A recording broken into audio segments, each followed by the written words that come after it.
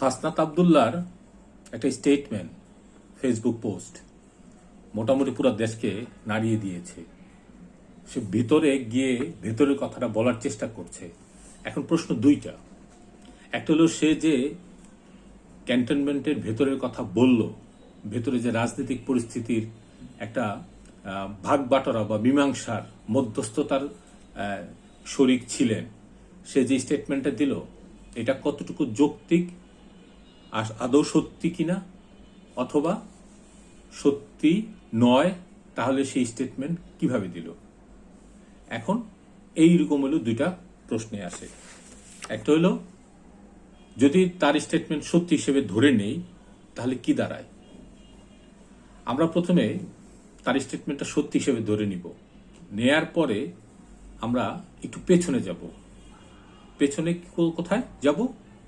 52 সালের 20 ফেব্রুয়ারি যাব। এই যে ক্যান্টনমেন্টে বা কোনো এক বিশেষ জায়গায় এই যে নানান দলের বা নানান নেতৃবৃন্দের সাথে একটা আওয়ামী লীগের পুনর্বাসন, হাসনাতের ভাষ্যমতে, হ্যাঁ, পুনর্বাসনে বা একটু আংশিক পুনর্বাসন, একটু রিফাইন, হ্যাঁ, একটু সংশোধিত একটা অংশ, হ্যাঁ, যারা শেখ হাসিনাকে মাইনাস করার শর্তে এবং ক্ষমা চাওয়ার শর্তে নতুনভাবে নেতৃত্বে আসবে আওয়ামী লীগ। এখন এইটা হাসনাতরা মানছে না, কেউ কেউ মানছে, বিএনপি সহ অন্যান্য দল এটা কি ভূমিকা নিচ্ছে এরকম নিয়ে একটা আবহ তৈরি হলো। তাহলে আমরা 20 ফেব্রুয়ারির এরকম একটা ভাগ বাটোয়ারার একটু ইতিহাসটা জানি।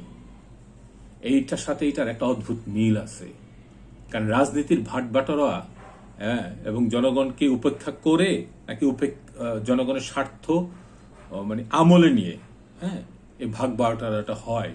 আমি 20 ফেব্রুয়ারির একটু একটা জায়গা থেকে পড়ছি, কারণ এটা ভাষা আন্দোলনের উপরে মানে আশ্রিত, অনেকটা ইতিহাস আশ্রিত একটা বই থেকে পড়ছি। অক্ষর আমার লিখি বই, হ্যাঁ। এটা 20 ফেব্রুয়ারি 1952, 94 নং নবাবপুর, সন্ধ্যা 7টা 20 মিনিট, হ্যাঁ। আওয়ামী মুসলিম লীগের অফিসে এই গুরুত্বপূর্ণ একটা সভা হয়। সবাই কারা বসে? ওই ছাত্র সংগ্রাম পরিষদ এবং আরো নেতৃবৃন্দরা। তারা একটা সিদ্ধান্ত নেয় যে 21 তারিখে এই পশ্চিম পাকিস্তান, মানে তৎকালীন পাকিস্তান যে কারফিউ জারি করেছে, এটা কি ভাঙবে কি ভাঙবে না। এখন একটা সংগঠনের তো একটা নিয়ম আছে না? ধরেন আপনি যদি একটা সংগঠন করেন, তাহলে সংগঠনের অধিকাংশ 2/3 মতামতকে সবাই মেনে নেই। আমরা সংগঠন করি, ডিরেক্টরস গিল্ড করি, রাইটার সংঘ করি, অন্যান্য সংগঠন করি, আমরা এইটা মেনে নেই, হ্যাঁ, যুক্তির খাতিরে বা গণতন্ত্রের খাতিরে। কিন্তু ওই সময়ে 3 জন, মতান্তরে 4 জন বা 2 জন ব্যক্তি মানে নাই। না মানার ফলে ইতিহাস পাল্টে গেছে। কিভাবে পাল্টে গেছে? এই ইতিহাসটা কিন্তু বইতে ওইভাবে লেখা থাকে না, আপনাদের এত কিছু শেখাবে না। ধারণা করে যে 21 ফেব্রুয়ারি ছাত্র সংগ্রাম পরিষদ তারা মিটিং করেছে, তারপরে ভাষামতিনরা বলছে না আমরা মানি না, মুখ ঠুমুক, পরে 21 ফেব্রুয়ারি এরকম একটা লাম সাম ধরনের একটা মীমাংসা দেওয়া যায়। কিন্তু 21 ফেব্রুয়ারির ওই ঘটনার জন্ম হতো না যদি 20 ফেব্রুয়ারির সন্ধ্যায় ওই মিটিং এর একটা রেজাল্ট না বেরোতো, অমীমাংসিত মিটিং। ওইখানে ভাষামতিনকে ভিলেন বানানো হয়েছিল। কিন্তু ভাষামতিন কি করেছে আমি একটু পড়ছি। যখন ওই 15-16 সদস্যের কমিটির লোক ভোটাভুটি করতে চায় যে আমরা 21 ফেব্রুয়ারি পাকিস্তানের দেয়া কারফিউ ভাঙবো কি ভাঙবো না, অধিকাংশ লোক বলে না, ভাঙার দরকার নাই, কারণ এখন ওদের সাথে সংগ্রামে যাওয়া যাবে না, হ্যাঁ, ওরা অনেকে ছাত্রত্ব বাতিল করবে, অমুক ঠমুক হুমকি ধামকি, আমরা পেরেশানিতে পড়ে যাব, হ্যাঁ। কিন্তু 2-3 জন তোহা বা ভাষামতি সহ আরো কয়েকজন বলছে না, এটা ভাঙতে হবে, এটা ভাঙতে হবে। তখন রুলস অনুযায়ী সভাপতি বা সেক্রেটারিরা বললেন যে ঠিক আছে, ভোটাভুটি হোক, ভোটের সিদ্ধান্ত সবাই মেনে নেবে, এটা তো গণতন্ত্রের সৌন্দর্য, তাই না? ভোটাভুটি হইল, সভাপতির ইচ্ছা অনুযায়ী ভোটাভুটি হলো। আমি পড়ছি অক্ষর থেকে 58 নম্বর পৃষ্ঠা। সবাই উপস্থিত 15-16 জন। সভাপতি আবার ঘোষণা করেন ভোটাভুটির ফলাফল সবাইকে মেনে নিতে হবে। এই কথা কেউ যেন না মানলেও এর বিকল্প নেই। ভোট হচ্ছে 21 ফেব্রুয়ারি 40 দ্বারা ভাঙবে কি ভাঙবে না। ভোটদান শেষে গণনা হয়। গণনায় আওয়ামী সমমনারা না ভোট দিয়েছে, তারা 144 দ্বারা ভঙ্গ করতে রাজি নয়। যারা আওয়ামী সমমাননা তারা না ভোট দিয়েছে।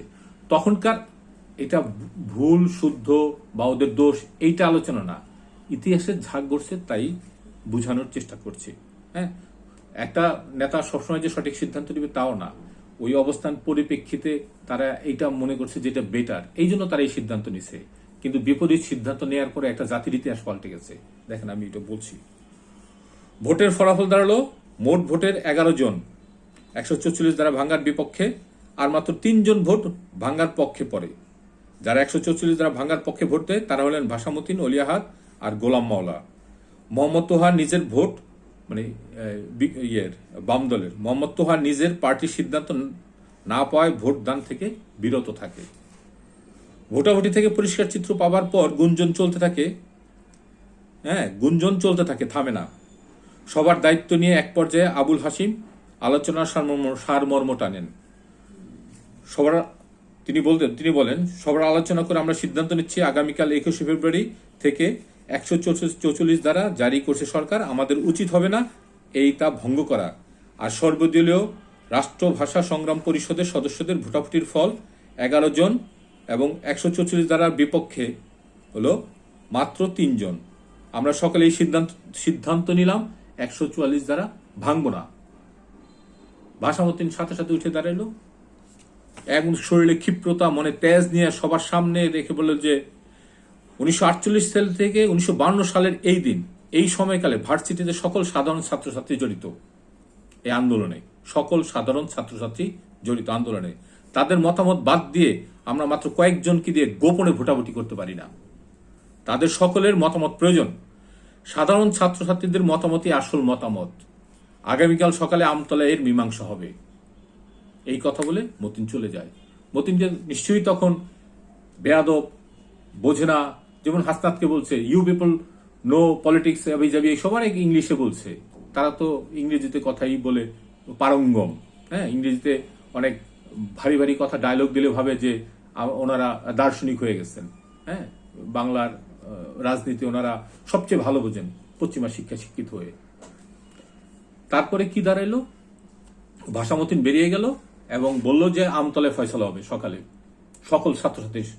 তারপর তো আপনারা সবাই জানেন, ওই যে 11 জন একটা বিশেষ দলের সমমাননা ওরা ধোপে টিকলো না।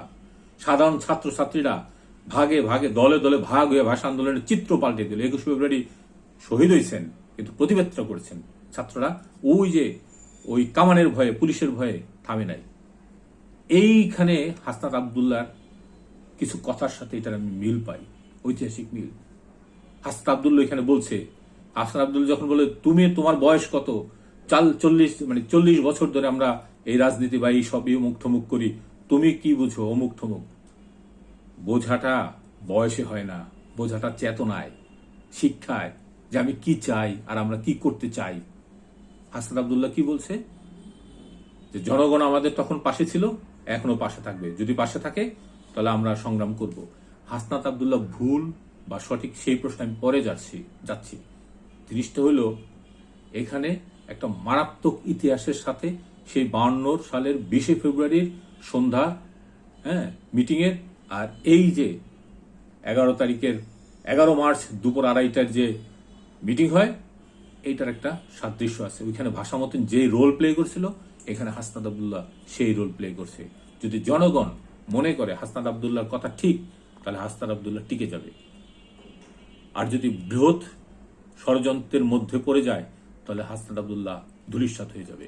এই ধরনের হাসনাত আবদুল্লাহদের পাওয়া যাবে না। তবে হাসনাত আবদুল্লাহকে একটা ধন্যবাদ দিয়েই যায়, যে স্রোতের বিপরীতে দাঁড়ায় সেই বুদ্ধিজীবী, সেই নেতা। এরকম কালে কালে বহু স্রোতের বিরুদ্ধে এরকম দাঁড়িয়েছিল। শেখ মুজিবুরও স্রোতের বিরুদ্ধে দাঁড়িয়ে বড় নেতা হয়েছিলেন।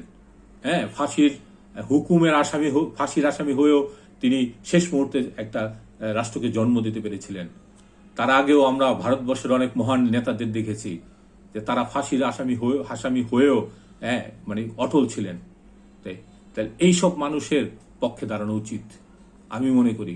যদি এটা ষড়যন্ত্র হয়, ষড়যন্ত্র ভেঙে দেওয়া উচিত। কারণ কি, আমরা তো কারো মুখাপেক্ষী না। আমরা 20 কোটি লোক, 22 কোটি, 25 কোটি লোক অনানুষ্ঠানিকভাবে, হ্যাঁ, আনুষ্ঠানিকভাবে 16 থেকে 18 কোটি লোক। তা আমরা কাকে ভয় পাবো? ভয় পাওয়ার তো কোনো প্রশ্নই আসে না। ওই যে বুদ্ধিজীবী বললাম, ওরা এই সময়ের বুদ্ধিজীবী। বুদ্ধিজীবী চুল সাদা হইলে বা বয়স 80 হইলে বুদ্ধিজীবী হয় না। যে এই সময়ের চেতনাকে যে ধারণ করে কথা বলতে পারে সেই বুদ্ধিজীবী। আমি এডওয়ার্ড ডব্লিউ সাইদের ভাষাতে কোট করছি। বুদ্ধিজীবী এডওয়ার্ড ডব্লিউ সাইদ বুদ্ধিজীবী বলতে কি বুঝিয়েছেন? বুদ্ধিজীবী হচ্ছেন এমন এক ব্যক্তি যিনি জনগণের প্রতি এবং জনগণের জন্য সোচ্চার এবং মতামত, মনোভাব, দর্শন উপস্থাপন ও গ্রন্থিবদ্ধ করতে বদ্ধপরিকর। কি বলছেন শব্দগুলো? যিনি এমন একজন ব্যক্তি যিনি জনগণের প্রতি, জনগণের জন্য সোচ্চার, মতামত, মনোভাব, দর্শন উপস্থাপন করতে পারে এবং সে লিপিবদ্ধ করতে পারে। লিপিবদ্ধ হবে কোনো কিছুই।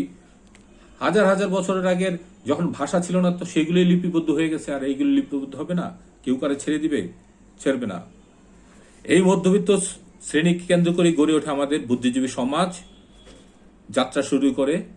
হ্যাঁ, এই যে আমরা যারা নিম্ন মধ্যবিত্ত, এখান থেকে বুদ্ধিজীবী, আমাদের বুদ্ধিজীবী তো বলতে এখন তো নাই, সব তো হলো দল দাস। আমাদের দেশ দাস দরকার ছিল, এখন সব দল দাস। সংগঠনের চাহিদা পূরণ করে এইসব বুদ্ধিজীবীরা। হয় আওয়ামী লীগ, নয় বিএনপি। ও তো আওয়ামী লীগ ধারণার মনোভাবাপন্ন লোক, ওরে কাজে লাগানো যাবে না। ও তো বিএনপির ধারণার মনোভাবাপন্ন লোক, ওদের কাজে লাগানো যাবে না। আর জনগণের বুদ্ধিজীবী দরকার, যারা জনগণের কথা বলে, জনগণের পক্ষের কথা বলে, অন্যায়ের বিপক্ষে কথা বলে, বুক পেতে দাঁড়ায়। তারা হলো সত্যিকারের বুদ্ধিজীবী এবং তাদের আমাদের দরকার। আমি আরেকটা জায়গা থেকে পড়ছি, এটা আমি পড়ছিল বুদ্ধিজীবীর দায়ভার সম্পাদনা ঋষি দলাই। ফুকোর একটা কথা কোট করি বুদ্ধিজীবী সম্পর্কে। মিশেল ফুকো 1977, মানে তিনি বলছিলেন, ফুকোর মতে বুদ্ধিভিত্তিক তৎপরতা পরিচালিত হবে ক্ষমতার বিরুদ্ধে। বুদ্ধিভিত্তিক তৎপরতা পরিচালিত হবে ক্ষমতার বিরুদ্ধে, সকল ধরনের কর্তৃত্বের বিরুদ্ধে।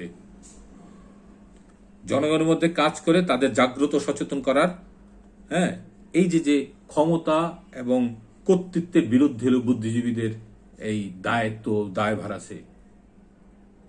যে দেশের কথা বলে সেই দেশের মানুষ, আর দেশকে নিয়ে যারা ব্যবসা করে তারা ব্যবসায়ী, তারা বড়বাসী। ওই যে ফিরিঙ্গিরা আসছিল ব্যবসা করতে, ফরাসিরা আসছিল, ডাচরা আসছিল, ওলন্দাজ আসছিল, হ্যাঁ, এরা তো সব জলদস্যু, লুটতরাজ করতো। এরা এসে ব্যবসা করে চলে গেছে, ওদের দেশ উন্নতি করছে। আর আমাদের এই ভূমিপুত্র দরকার যে আমাদের পক্ষে কথা বলবে। হ্যাঁ, এখন শেষ কথাটা হলো, যদি হাসনাত এটা মিথ্যা কথা বলে বা ভুল স্টেটমেন্ট দেয়, তাহলে কি? নিশ্চয়ই স্টেটমেন্টের বিপক্ষে আরেকটি স্টেটমেন্ট দাঁড়াবে, তাই না? যদি কেউ হাসনাত বলল যে এই ঘটলো, আমাকে এই প্রস্তাব দিচ্ছে, আমি মানি নাই, সে চলে আসছে, যেমন চলে গিয়েছিল ভাষামতি, তাহলে এটার পক্ষের স্টেটমেন্ট একজন দিবে যে হাসনাত ভুল বলছে, এই পয়েন্টে ভুল বলছে, তাহলে আমরা সেই স্টেটমেন্টের জন্য অপেক্ষা করি। Thesis, antithesis, synthesis. কারণ কি? এটাই তো হওয়া উচিত যে আপনি একটি স্টেটমেন্ট দেন, তারা একটা স্টেটমেন্ট দেবে, আমরা জনগণ যারা সাধারণত দেশের চিন্তা করি, দেশের মঙ্গলের কথা ভাবি, বা এই দেশের ঠিক মতন, হ্যাঁ, ঠিকঠাক কাজ করে খেতে পরে বাঁচতে চাই, তারা তো আমরা আপনাদের ওই অন্ধকার রুম বলতে আমি বুঝেছি বদ্ধ রুমের এসি, ঠান্ডা, হিমশীতল, দামি দামি খাবারের হ্যাঁ পরিবেষ্টিত হয়ে আপনারা যেই সিদ্ধান্তগুলি নেন, যে আলোচনাগুলি করেন, সেখানে তো আমরা পৌঁছাতে পারি না। অতএব ওইখানে পৌঁছানোর আমাদের ক্ষমতা, সক্ষমতা কিছুই নাই। তাহলে আপনারা যারা এই বিষয়ে দ্বন্দ্বে আছেন, তারাও ক্লিয়ার করেন, তাহলে আমরা সঠিকটা বোঝার চেষ্টা করতে পারব। প্রতিবাদ সবসময় সুন্দর, সেই মানুষই সুন্দর যে প্রতিবাদ করে। হুমায়ুন আজাদের একটা কবিতা আছে, গরিবের সৌন্দর্য, শেষ লাইনটা ছিল, মানে ব্যাপারটা হলো গরিবরা সব ক্ষেত্রেই কদাচিৎ কুৎসিত কদাকার। তারা চুমো খেতে জানে না, তারা